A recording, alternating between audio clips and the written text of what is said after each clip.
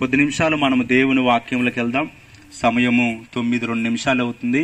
నేను 9:35, 9:40 లోపు ముగించేస్తా. స్తోత్రం. హల్లెలూయా, హల్లెలూయా. సమయాన్ని పోనివ్వకుండా దేవుని వాక్యంలోకి వెళ్దాం. దేవుని వాక్యములో నుండి ఫిలిప్పీ పత్రిక, అపోస్తలుడైన పౌలు ఫిలిప్పీలకు రాసినటువంటి పత్రిక 4వ అధ్యాయము, ఫిలిప్పీ పత్రిక 4వ అధ్యాయము 11వ వచనాన్ని చదువుకుందాం. 11వ వచనం చదవగలిగిన వారు నాకు వాక్యాన్ని అందించండి దయచేసి.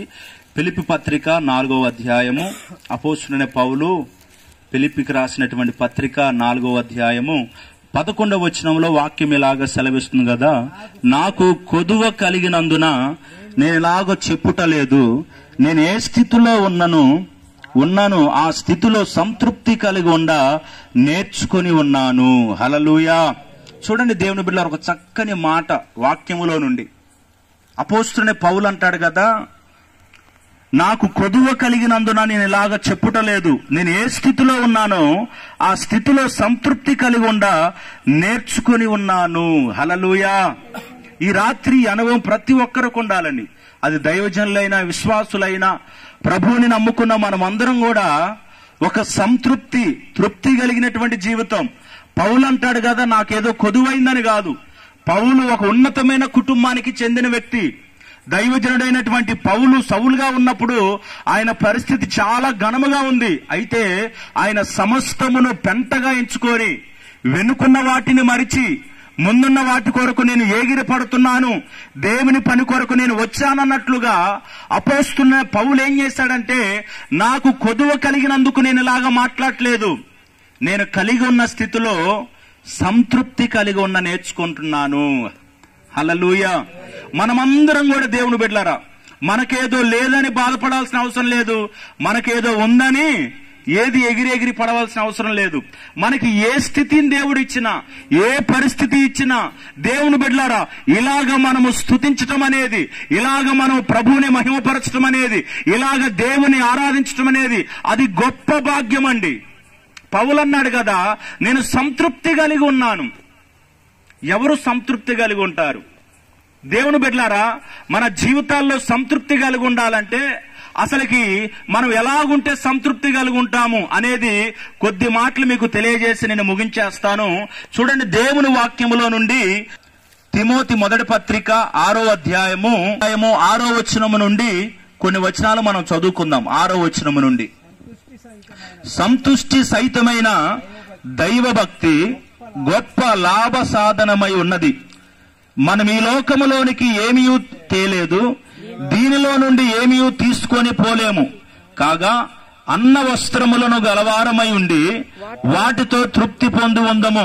ధనవంతుల ఊటకు అపేక్షించువారు శోధనలోను ఉడిలోను వివేక యుక్తములను హానికరములైన దురాలోచనలోను పడుదురు. అట్టివి మనుషులను నష్టములోను నాశనములోను ముంచివేయును. ఎందుకనగా ధనాపేక్ష సమస్తమైన కీడులకు మూలము. కొందరు దాన్ని ఆశించి విశ్వాసం నుండి తొలగిపోయి నానా బాధలతో తమను తామే పొడుచుకునిరి. దేవునికి స్తోత్రం కలుగునుగాక. హల్లెలూయా. చూడండి, కొద్ది మాటలు మనము ఈ సందర్భం చదువుతున్నప్పుడే మనకు అర్థమైపోతా ఉంది. ఇక్కడ దేవుని వాక్యం ఏమైనా సెలవిస్తుందంటే, తిమోతికి హెచ్చరికగా ఈ పత్రిక రాస్తున్నప్పుడు పౌలు అంటాడు కదా, మనము ధనాపేక్ష లేని వారమే. మనం ఈ లోకములో సంతృప్తి కలిగి ఉండాలంటే మనం ఎలాగ సంతృప్తి కలిగి ఉంటామంటే, దేవుని బిడ్డలారా, ధనాపేక్ష లేని వారమైతే సంతృప్తి కలిగి ఉంటాం. హల్లెలూయా. చాలా మందికి ఈ రోజుల్లో ఏది అవసరమై ఉందంటే ధనము, డబ్బు డబ్బు డబ్బు. ఇదే మైండ్ సెట్ ప్రజల్లోకి దేవుని బిడ్డలారా ఈ లోకములకి ఏది కాదు అన్నట్లుగా, డబ్బు కోసమే అన్నట్లుగా పరిగెడతా ఉంటారు.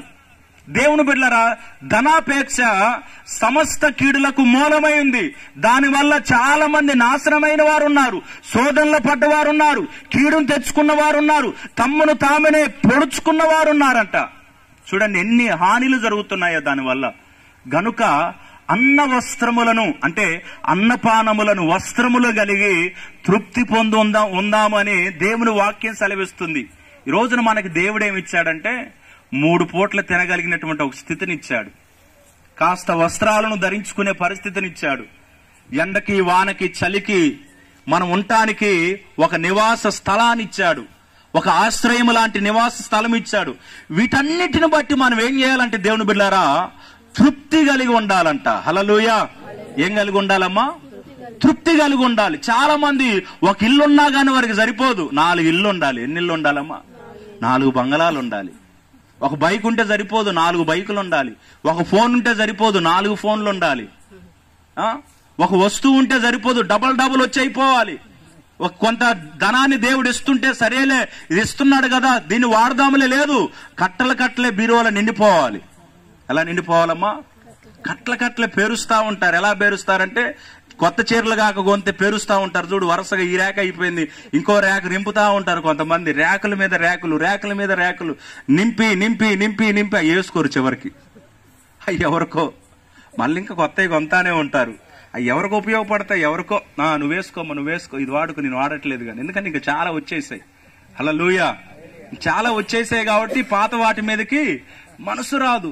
ఈ రోజున దేవుని బిడ్డలారా, ఒక తృప్తి లేని జీవితం అండి కలిగి ఉన్న దాంట్లో.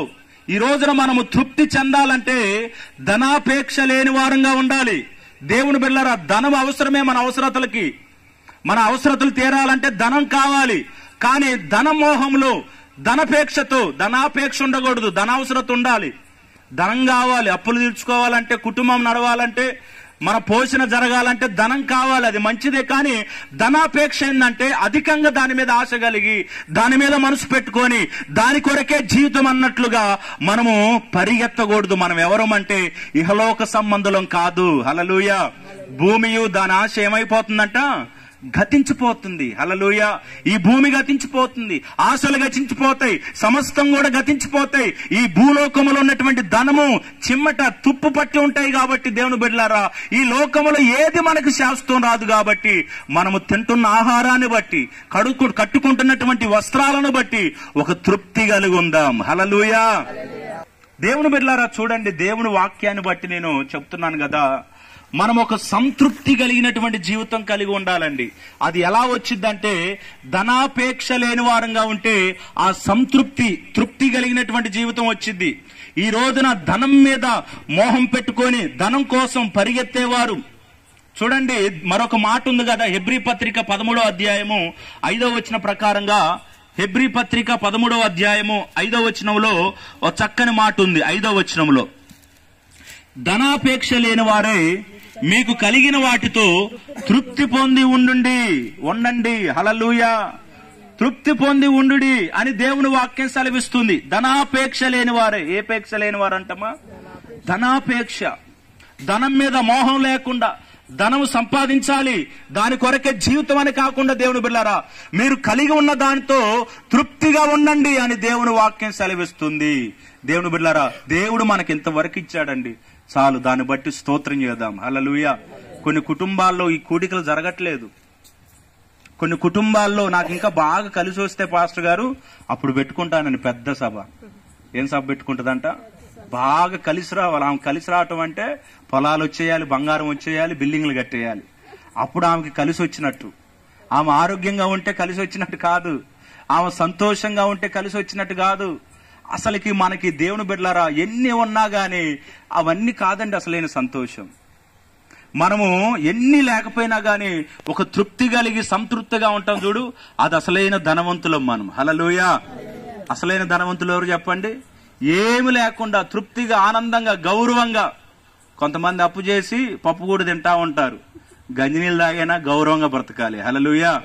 ఎలా బ్రతకాలి చెప్పండి అమ్మా? అప్పు చేసి పప్పు కూడా తినేదానికంటే గంజినీళ్ళు తాగైనా గౌరవంగా బ్రతకాలి మనం.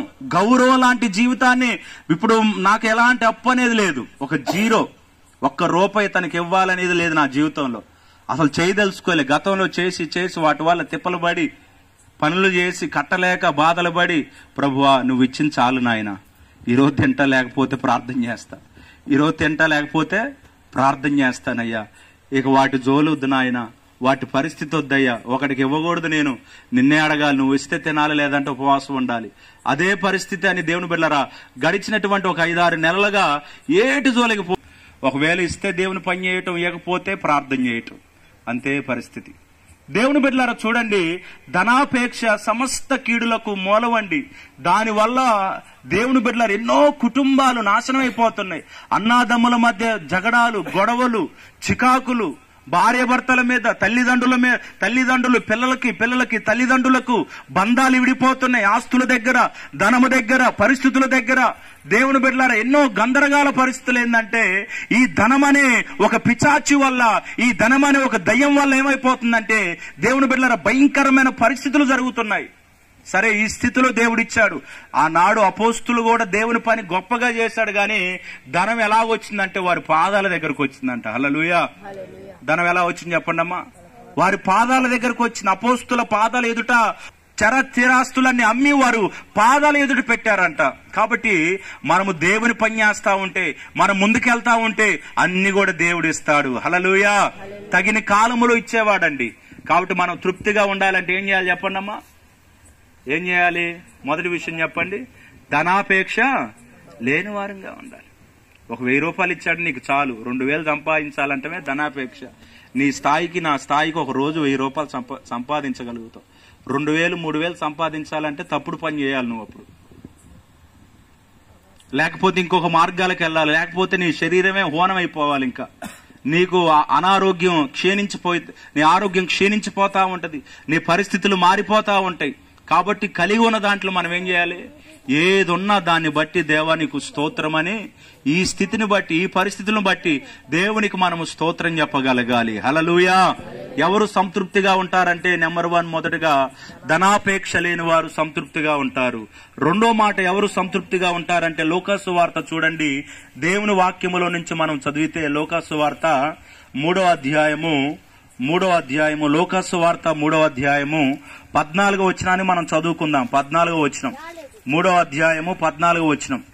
సైనికులను మేమేమి చేయవలనని అతన్ని అడిగిరి.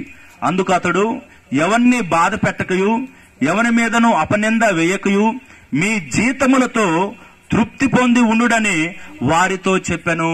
హల్లెలూయా. ఎవరు తృప్తిగా ఉంటారమ్మా? మొదటి విషయంలో ధనాపేక్ష లేని వారు తృప్తిగా ఉంటారు. రెండో సందర్భంలో ఎవరు తృప్తిగా ఉంటాడంటే పని చేసేవాడు తృప్తిగా ఉంటాడు. హల్లెలూయా. దేనితో తృప్తిగా ఉంటాడంటే పనివాడు తన జీతానికి పాత్రుడు. ఇప్పుడు మనం పని చేస్తే ఏమొచ్చింది? మనకి సాయంత్రానికి జీతం వచ్చింది. కూలి వెళ్తే జీతం వచ్చింది. డ్యూటీ అయితే, ఉద్యోగం అయితే నెలకు వచ్చింది. హల్లెలూయా. కూలికి పోయేవాడైతే ఏ రోజుకి ఆ రోజు తెచ్చుకుంటాడు. కానీ ఒక జాబ్ చేసేవాడు, ఒక ఉద్యోగం చేసేవాడు ఏం చేస్తాడంటే నెలకు ఒకసారి జీతం రావాల్సిందే. దేవుని బిడ్డలారా, నువ్వు నీ జీతంతో తృప్తిగా ఉండమని దేవుని వాక్యం సెలవిస్తుందండి. ఈ రోజున ఉన్న దాంట్లో వచ్చే జీతంలో తృప్తి లేదు. పని చేస్తే నువ్వు తృప్తిగా, నీకు వచ్చే జీతాన్ని బట్టి నువ్వు తృప్తిగా ఉంటావు. హల్లెలూయా. పని చేయకుండా వారం రోజులు ఇంట్లో ఉండి, ప్రభువా నాకు ఇది లేదు నాయనా, ఇది లేదు నాయనా, అన్నం ప్రభువా, ఆహారం అయ్యా అని దేవుని మీద ఏడవకూడదు, మనుషుల మీద ఏడవకూడదు. కొంతమంది సోమరిపోతులుగా ఉంటారండి. పని చేసుకోవద్దు. పని చేసుకునే టైంలో ఏం చేసుకోవాలి చెప్పండి? పని చేసే టైంలో పని చేసుకోవాలి. కూలికి వెళ్లే టైంలో కూలికి వెళ్ళాలి. జాబ్ అయితే, ఉద్యోగం అయితే, నీకు ఏదైనా చేతి పని, వ్యాపారం ఇస్తే దాంట్లో నువ్వు చేసుకొని నిన్ను పోషించుకోవాలి, పిల్లలను పోషించుకోవాలి. దాంట్లో కూడా నీ జీతంతో ఏం చేయాలంటే నీకు వచ్చే రాబడితో తృప్తిగా ఉండాలి. హల్లెలూయా. కొంతమంది ఆడవాళ్ళు ఉంటారు, మగవాళ్ళని ఏమో హింసిస్తారంటారంటే, 10,000 నువ్వు సంపాదించేది, ఎంత సంపాదించాలమ్మో? 1,00,000 సంపాదించాలా? ఆయన కలెక్టర్ 1,00,000 సంపాదించడానికి 10,000 20,000 ఈ రోజుల్లో 20,000 సంపాదించాలన్నా కష్టమే అది. లేదంటే ఆయన ఏదన్నా ఒక ఉగ్రవాదిగా మార్చు, లేకపోతే బ్యాంకులకి ఏమేస్తా ఉంటాడు, కన్నం వేస్తా ఉంటాడు. అప్పుడు లక్షల డబ్బులు వచ్చింది, ఆయన జీవితం కూడా అయిపోయింది. 10,000 20,000 ఇట్లాగా పురుషుల్ని హింసించే వాళ్ళు చాలా మంది ఉన్నారండి. ఇట్లాగా బాధ పెట్టేవారు చాలా మంది ఉన్నారు దేవుని బిడ్డలారా. కానీ మీ జీతములతో ఏం చేయమని వాక్యం చెబుతుంది? తృప్తిగా ఉండండి. మీకు ఎంతైతే వస్తుందో దాంట్లో ఏం చేయమని దేవుని వాక్యం చెబుతుంది? తృప్తిగా ఉండాలి. అయితే మనకు జీతం రావాలంటే మనం ఏం చేయాలి? పని కలిగి ఉండాలి, ఏదో ఒక పని. ఇప్పుడు మా పని ఏం చెప్పండి అమ్మా? దేవుని పని. మా పని దేవుని సేవే. ఈ సేవలో దేవుడు మాకు జీతం ఇస్తున్నాడు. ఆ జీతాన్ని పట్టుకొని మేము తృప్తిగా జీవిస్తా ఉన్నాం. ఒక్కొక్క ఇంటికి వెళ్తే ప్రార్థన చేస్తాం, ఎవరైనా పిలిస్తే ప్రార్థన చేస్తాం, ఎవరైనా కూలికి పిలుస్తారు, అప్పుడు ఒక 500 కానుక పెడతారు. అది తీసుకొని తృప్తిగా ఉంటాం, వాటితో తింటాం, వాటితోటే మా కాలాన్ని గడుపుకుంటా ఉంటాం ఒక 500తో. అలాగ జీవితం వెళ్ళిపోతా ఉంటది. ఎందుకంటే దేవుడు మరి అందరికి కూడా, అన్ని గోత్రాలకి దేవుడు ఏం చేశాడంటే స్వాస్థ్యాన్ని పంచిపెట్టాడు. కానీ లేవీల దగ్గరకు వచ్చేసరికి దేవుడు ఏం చేశాడు? లేవీలను ఏమన్నాడు దేవుడు? వారికి ఏమిచ్చాడు? స్వాస్థ్యం. నేనే స్వాస్థ్యం అన్నాడు. హల్లెలూయా. దేవుడే స్వాస్థ్యం అండి మాకు. దేవుడే, ఆయనే మాకు స్వాస్థ్య భాగం, ఆయనే మా సంపాదన, ఆయనే మా ధనం. కాబట్టి మేము కలిగి ఉన్న దాంట్లో ఏం చేస్తున్నాం అంటే పని చేసి ఒక తృప్తి కలిగి ఉంటున్నాం. హల్లెలూయా. వచ్చే 300లో ఒక 100 పెట్రోల్ పోయింది, అక్కడే ఒక 150 పెట్రోల్ పోతా ఉంటది. అయినా కూడా వచ్చిన కొద్ది జీతంతో ఇంటికి వచ్చి దాన్ని ఎత్తిపట్టి ప్రార్థన చేస్తా ఉంటాం. హల్లెలూయా. ఎందుకంటే దేవుడు అన్నాడు కదా, నీ కలిగిన దాన్ని నేను దీవిస్తాను. ఇదిగో 128వ కీర్తన 2వ వచనంలో ఉంది కదా, నిశ్చయముగా నువ్వు నీ చేతుల కష్టార్జితమును అనుభవించుతావు, నువ్వు ధన్యుడవు. నువ్వు నీ చేతుల కష్టార్జితాన్ని నువ్వు సంపాదించుకున్నా, నువ్వు చెమటోర్చిన కష్టార్జితాన్ని నేను దీవిస్తాను, నేను ఆశీర్వదిస్తాను, నేను వృద్ధి చేస్తానని దేవుడు మాట్లాడున్నాడండి.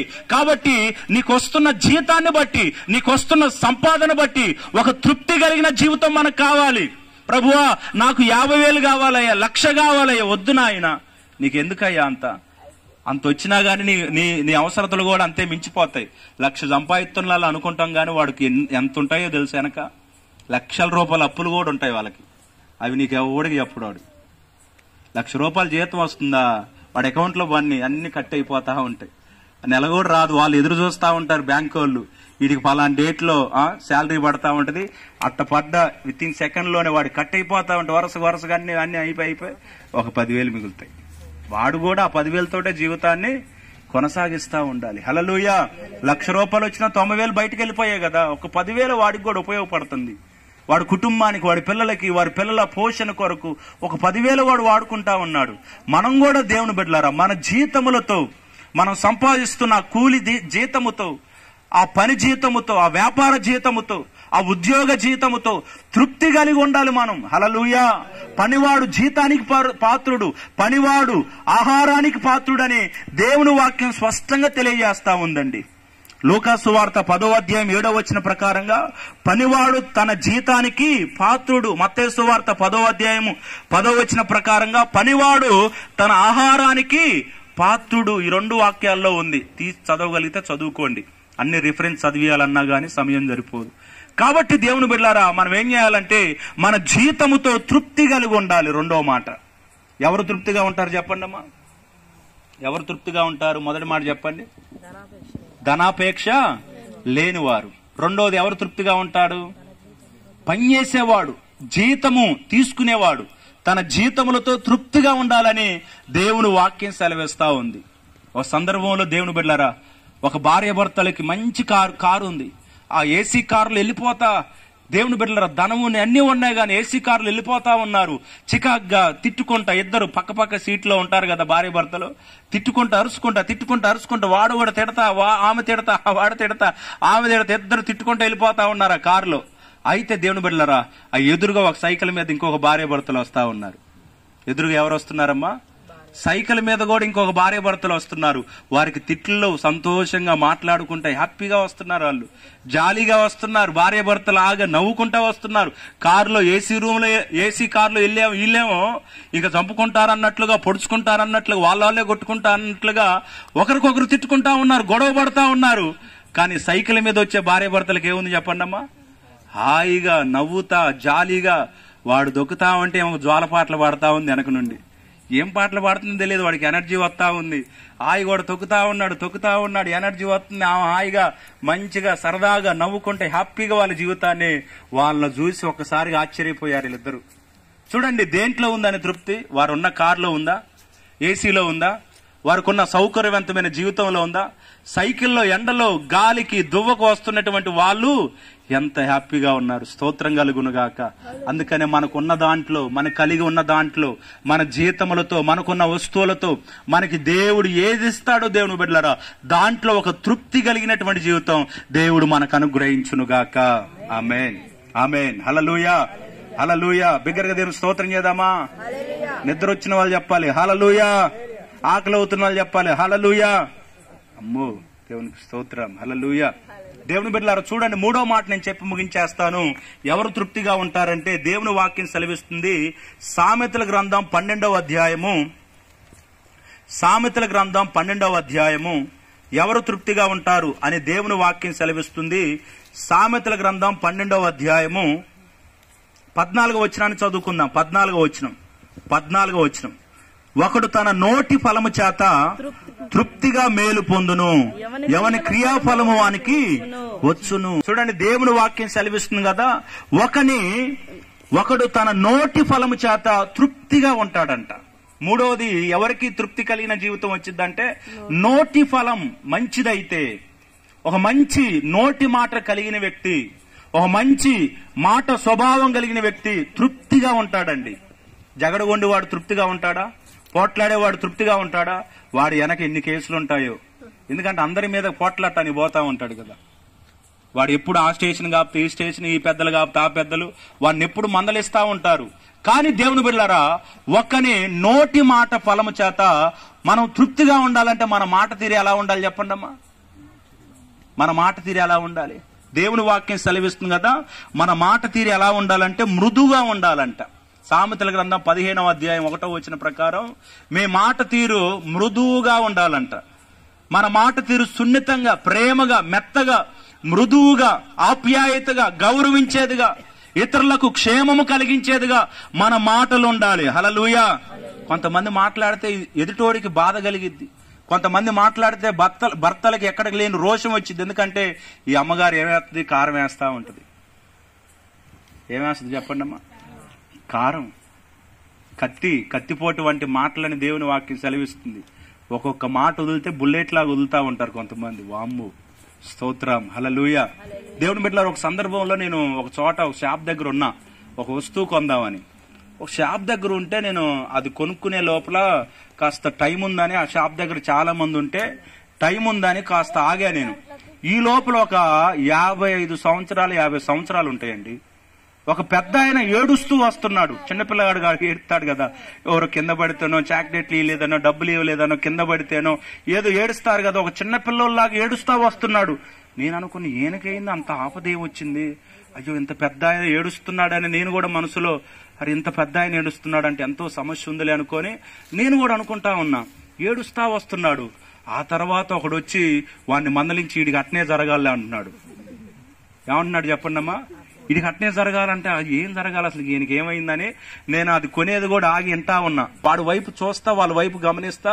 నేను వింటా ఉంటే వాడిని మందలించారే, నీకు సరి అయింది, నీకు బాగా తేట కుదిరింది, నీకు ఎట్నే కుదరాలంటున్నాడు.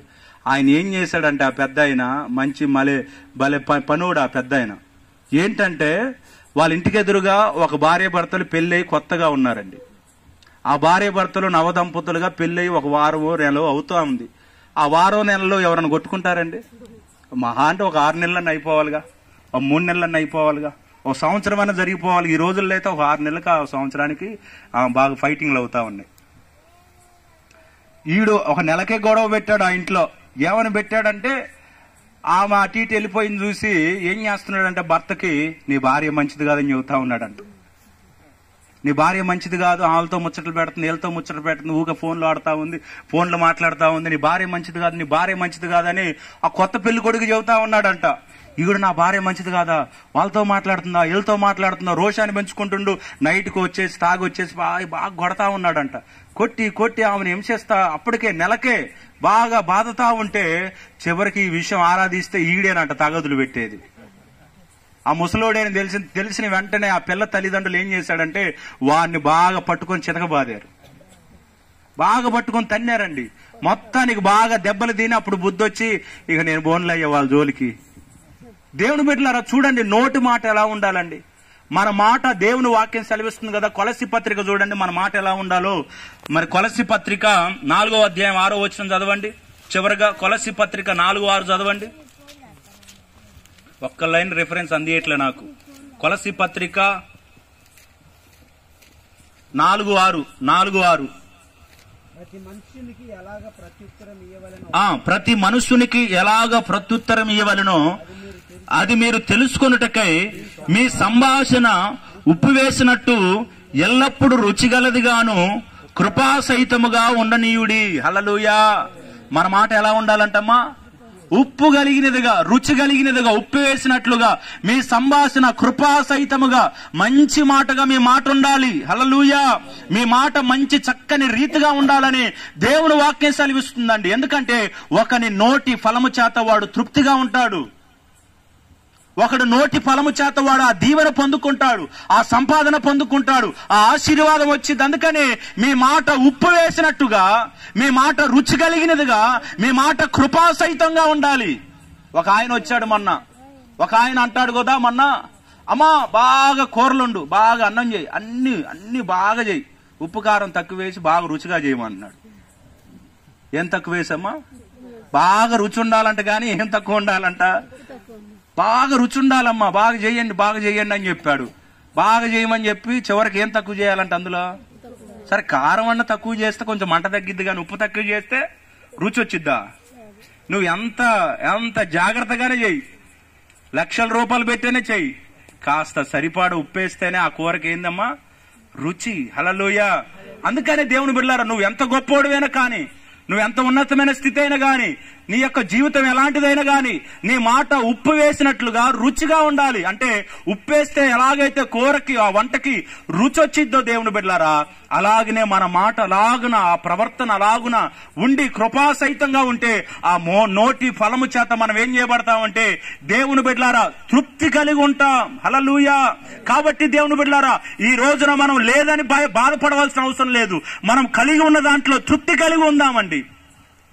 మనం కలిగి ఉన్న దాంట్లో ప్రభువా ఇది ఇచ్చినందుకు నీకు స్తోత్రమయ్యా అని ప్రార్థన చేస్తూ, ఎల్లప్పుడూ దేవుని స్తుతిస్తూ, ఎల్లప్పుడూ ఒక క్రైస్తవునిగా, ఒక దేవుని బిడ్డగా ఉండవలసినటువంటి గుణలక్షణాలన్నీ కూడా మనలో సంపాదిస్తూ, మనలో కలిగి ఉంటూ, దాన్ని బట్టి ధనాపేక్ష లేని వారముగా, ధనం మీద మన మనసు ఉండొద్దండి, ధనం మీద మన కోరిక ఉండొద్దు. మన అవసరతలు తీర్చువాడు దేవుడు. మనకి ఏది కావాలో, ఇదిగో ఆకాశ పక్షులు అవి ఎత్తవు కోయవు గనుక వాటిని పోషిస్తున్న దేవుడు, ఆ పరలోకపు తండ్రి మళ్ళా ఏం చేస్తాడంటమ్మా?